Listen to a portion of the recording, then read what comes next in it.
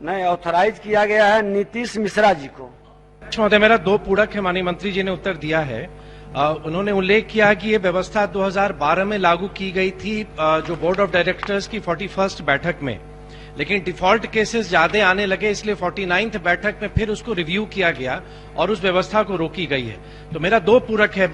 माननीय मंत्री जी से कि ये 49th मीटिंग कब हुई, क्योंकि 2012 का ये निर्णय था, और दूसरा कितने सारे ऐसे डिफॉल्ट वाले केसेज आए जिसके कारण विभाग सरकार को ये निर्णय करना पड़ा और उस 2012 के निर्णय को रिवाइज करना पड़ा। माननीय मंत्री उद्योग विभाग।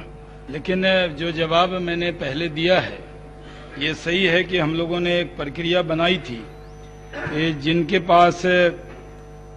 जमीन है, जिनको अलॉट किया गया है, अगर वो इसका ट्रांसफर करते हैं या कोई उसके अंदर इक्विटी पार्टनर आता है तो 50 लाख तक एक मुश्त, फिर 50 लाख से अधिक है तो 3 बराबर वार्षिक किस्तों में, और अगर 1 करोड़ से अधिक है तो वो 5 बार किस्तों में,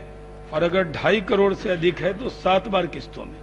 तो जब ये प्रक्रिया शुरू की गई तो इसका काफी दुरुपयोग होने लगा, इसलिए हम लोगों ने इस प्रक्रिया को बंद किया और ये तय किया कि जिसको जिस निमित्त जमीन दी गई है अगर वो उद्योग नहीं लगा पा रहा है तो उस जमीन को वो सिर्फ किसी को औने पौने रेट पर दे दे और वो इन्वेस्टर भी ना आए, इस वजह से उसका दुरुपयोग न हो, तो हमने इस प्रक्रिया को बंद किया है। अभी भी कई जगह इस तरह की सूचना है कि इंडस्ट्री लगी है, लेकिन उसके अंदर अगर कोई इन्वेस्टर आता है तो 49% से अगर वो ज्यादा होता है, 51 जाता है, तब उसका मालिकाना हक चेंज होता है।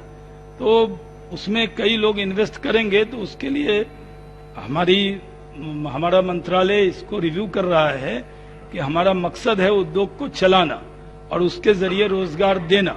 तो इस पर भी हम विचार कर रहे हैं कि एक एक इशू बेस हम उस प्रक्रिया को आगे बढ़ा सकते हैं या नहीं बढ़ा सकते। लेकिन अभी जो प्रस्ताव आए थे, जिन्होंने जो डिफॉल्टर थे, बहुत सारे डिफॉल्टर थे, उसकी सूची मैं आपको उपलब्ध करा दूंगा, उसको ध्यान में रखते हुए इस प्रक्रिया को बंद किया और अभी 15% उसको देना होगा, तभी वो इन्वेस्ट कर सकता है। बोलिए।